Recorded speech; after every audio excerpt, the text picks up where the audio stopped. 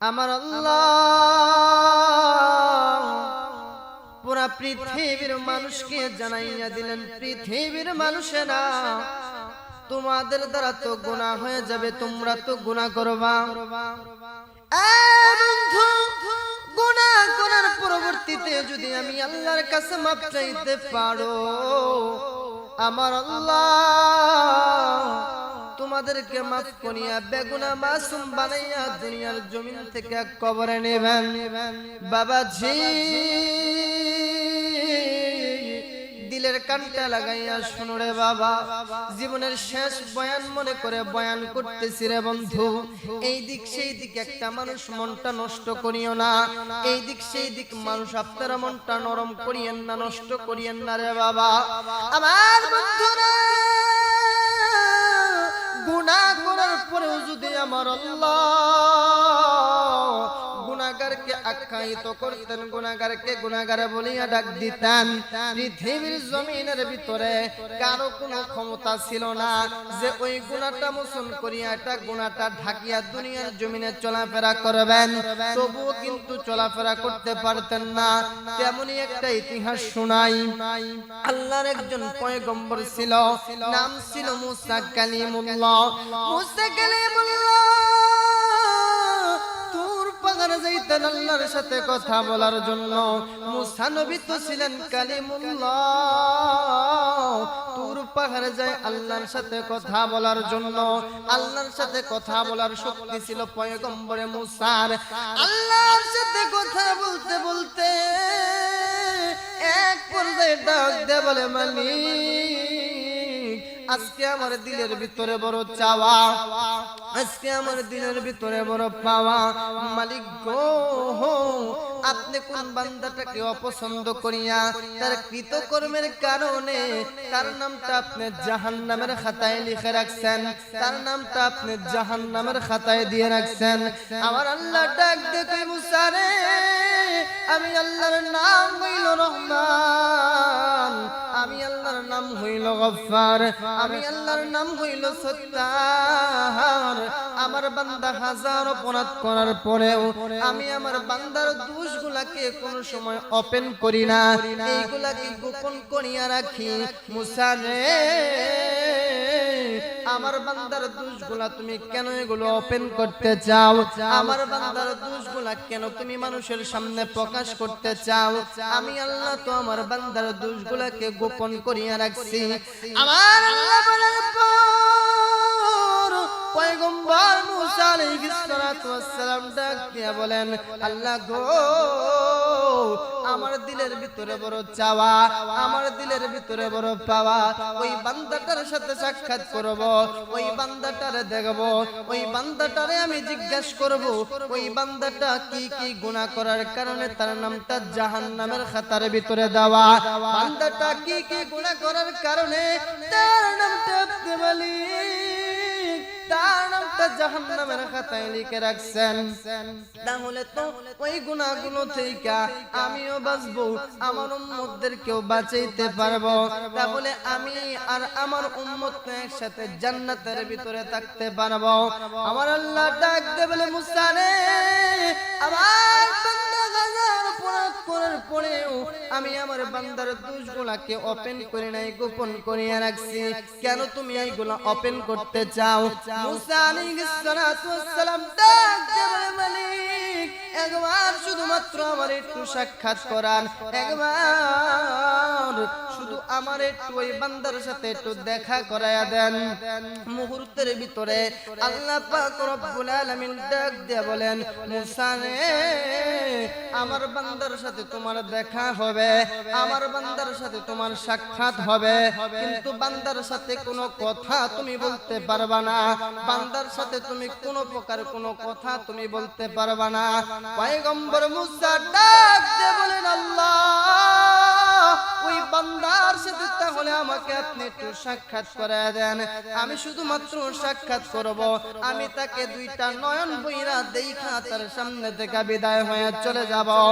আল্লাহ পাক রব্বুল আলামিন ডাক দিয়ে বলেন, মুসা, আগামীকালকে সকালবেলা অমুক রাস্তার পাশে দাঁড়াইবা। সকালবেলা রাস্তায় দাঁড়ানোর পরে যার সাথে তোমার প্রথম দেখা হবে তুমি মনে করে নিবা ওই ব্যক্তিটাই, ওই বান্দাটাই আমি আল্লাহর কাছে বড় অপরাধী, আমি আল্লাহর কাছে বড় ঘৃণিত। ওই ব্যক্তিটাকেই, ওই বান্দাটাকেই অপছন্দ করিয়া তার কৃতকর্মের কারণে তার নামটা আমি আল্লাহ জাহান্নামের খাতার ভিতরে লিখে রাখছি। এই মুহূর্তের ভিতরে পয়গম্বরে মুসা কোন রকম রাত্রিটা যাপন করিয়া, রাত্রিটা জাগিয়া সকাল বেলা অমুক রাস্তার পাশে দাঁড়াইয়া দীর্ঘক্ষণ সময় যখন অপেক্ষা করতেছে জাহান্নামী মানুষটারে দেখবে, জাহান্নামী বান্দাটারে দেখবে। এই মুহূর্তের ভিতরে পয়গম্বরে মুসা আলাইহিস সালাতু ওয়াস সালাম দীর্ঘক্ষণ সময় রাস্তার কিনারায় দাঁড়ায় রইলেন। অনেকক্ষণ সময় হয়ে গেছে, কোনো মানুষ রাস্তার পাশ দিয়ে যায় না। কিছুক্ষণ পর নবী পয়গম্বরে মুসা আলাইহিস সালাতু ওয়াস সালাম দূর থেকে নজর করে তাকাইয়া দেখতেছেন একটা মানুষ পয়গম্বরে মুসার দিকে হাঁটি হাঁটি পা পা করে আগাইয়া আসতেছে। পয়গম্বরে মুসা আলাইহিস সালাতু ওয়াস সালাম কাছ পর্যন্ত যখন চলে আসছে, লোকটা মুসা নবীর কাছে যখন চলে আসছে, মুসা নবী লোকটাকে মাথা থেকে পা পর্যন্ত মার করে দেখলেন, মার করে চিনলেন। সব কিছু দেখার পরে, সমস্ত কিছু চেনার পরে নবী পয়গম্বরে মুসা ওই ব্যক্তিটাকে তার সামনে থেকে বিদায় করে দিলেন, ওই ব্যক্তিটাকে তার সামনে থেকে পাঠিয়ে দিলেন। নবী মুসা আলাইহিস সালাতু ওয়াস সালামের দিনের ভিতরে ভয়, এই লোকটা তো জাহান্নামী, আল্লাহ তো এই লোকটার নাম জাহান্নামের খাতার ভিতরে লিখে রাখছেন। আমার আল্লাহ যদি এই জাহান্নামীটারে কেন্দ্র কইরা কোন আযাব দুনিয়ার জমিন থেকে পাঠাইয়া দেয়, দুনিয়ার জমিনে নিক্ষেপ করে দেয়, তাহলে তো এই গজবের ভিতরে, আযাবের ভিতরে আমি মুসাও শামিল হয়ে যাব। এই জন্য ওই বান্দাটাকে মুসা নবীর সামনে থেকে পাঠিয়ে দিলেন। মুসা নবী দেখতে বলে, যুবক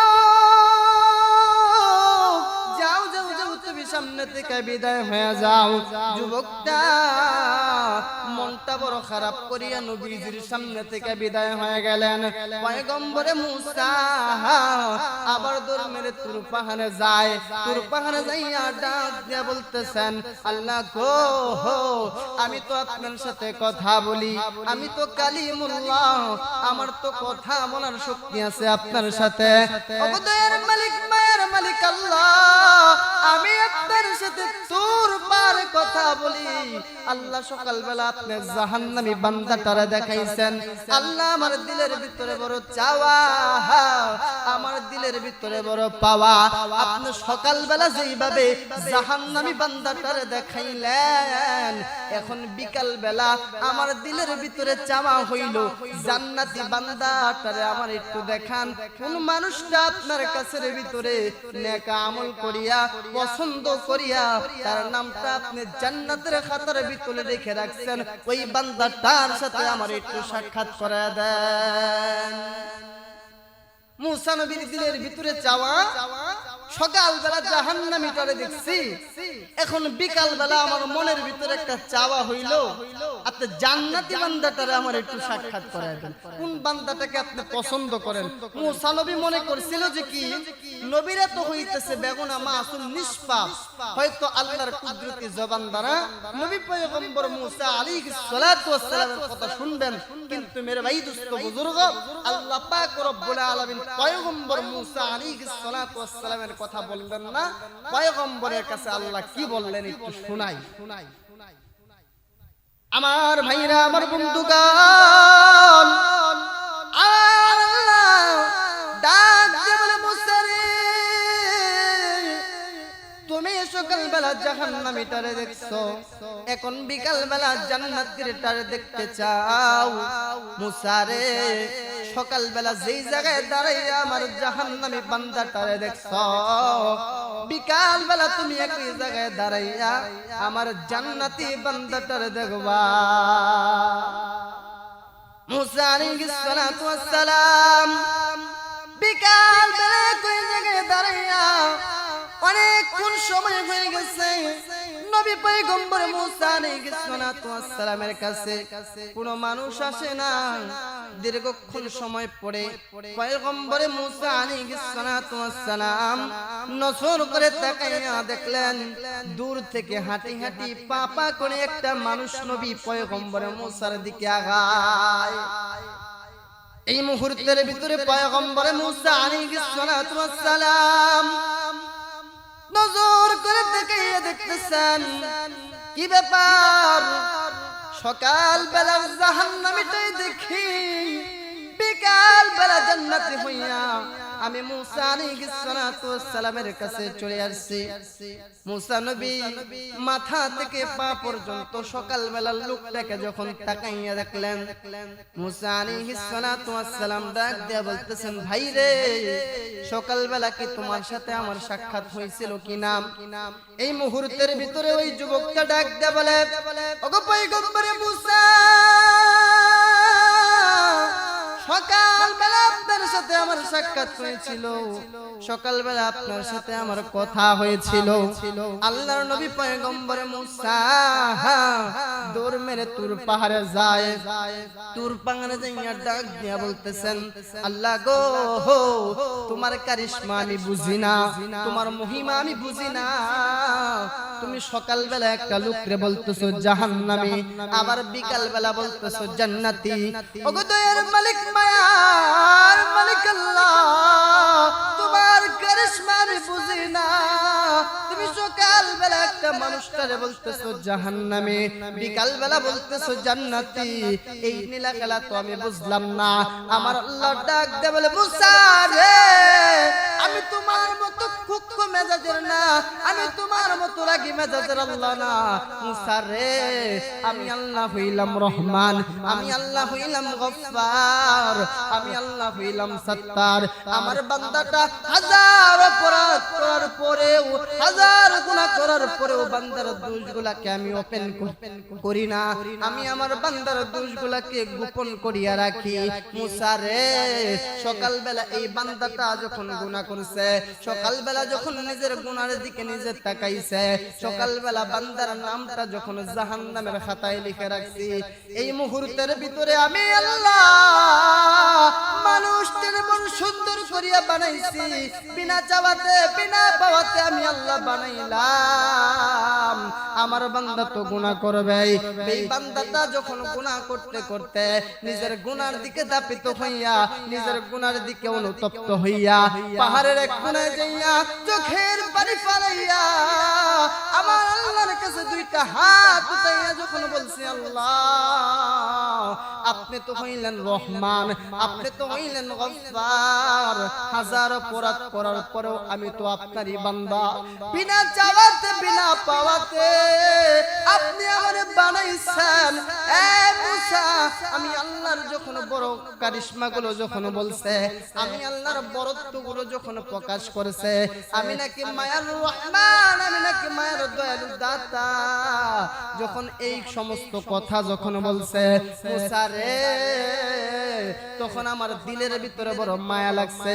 আমি আল্লাহ যদি রহমানই হই, আমি আল্লাহ যদি বড় দয়ালু দাতাই হই, তাহলে আমি বান্দাটার কিভাবে নামটা জাহান্নামের খাতায় লিখে রাখলাম। মুসা রে, আমার বান্দার গুণগানগুলো, আমার বান্দার কথাগুলো আমার কাছে বড় ভালো লাগছে, এই জন্য আমি বান্দাটাকে ভালোবাসা, বান্দাটাকে মোহাব্বত করিয়া, বান্দার সমস্ত গুনাহ মাফ কইরা তার নামটা জান্নাতের খাতার ভিতরে লিখে রাখলাম, তার নামটা জাহান্নামের খাতা থেকে কাইটা তার নামটা আমি জান্নাতের খাতার ভিতরে লিখে রাখলাম। সুবহানাল্লাহ। আমার ভাইরা, আমার বন্ধুগণ, এজন্য গুনাহগার আমরা কিন্তু এই জায়গায় সবাই বুকে হাত দিয়ে বলতে পারবো না এই ময়দানের ভিতরে কারো গুনাহ নাই। আমি হুজুর, আমি মাওলানার বুকের ভিতরে গুনাহ, আমি মাওলানার গুনাহ আছে, আমি মাওলানার জন্য জাহান্নাম, আমি মাওলানার জন্য কিন্তু জান্নাত রে বাবা। এই জন্য দিলের কানটা লাগাইয়া শুনো রে যুবক, দিলের কানটা লাগাইয়া শুনো, গুনাহগার হয়ে গেছো, গুনাহ করছো, এখন মালিকের কাছে তওবা করো।